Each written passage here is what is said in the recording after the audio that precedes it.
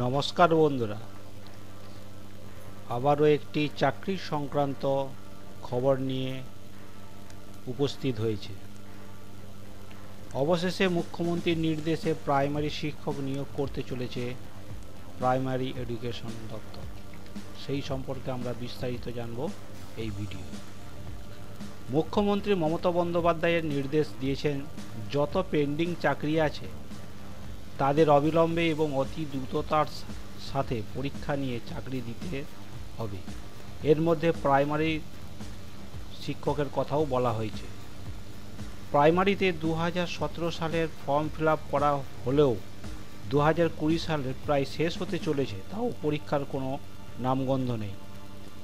এমন পরিস্থিতিতে মুখ্যমন্ত্রীর নির্দেশ অনুযায়ী 2021-এর ভোটের আগেই সমস্ত নিয়োগ প্রক্রিয়া সম্পূর্ণ করতে হবে।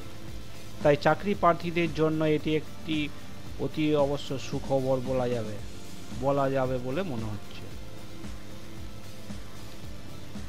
কারণ তারা দীর্ঘদিন ধরে চাকরির ফর্ম ফিল আপ করে রাখার পরেও পরীক্ষা না হওয়ার কারণে নিজেরাই ভেঙে পড়েছে এবং এই পরীক্ষার উপর আস্থা হারিয়ে ফেলেছে।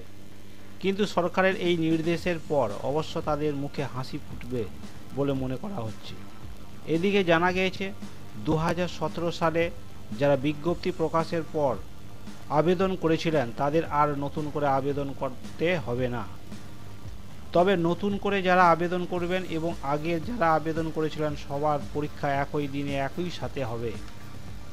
অন্যদিকে নবান্ন সূত্রে জানা গিয়েছে 2021-এর ভোটের আগেই হয়ে যাবে নিয়োগ। এবার প্রাইমারিতে 25,000-এর মতো নিয়োগ করতে পারে এবং সকলেই ডিএলএড পাস করা প্রার্থীরাই এই প্রাইমারি পরীক্ষায় বসতে পারবেন। এই ছিল আজকের ভিডিও। যদি ভিডিওটা ভালো লাগে তাহলে লাইক, শেয়ার ও কমেন্ট করবেন। ধন্যবাদ।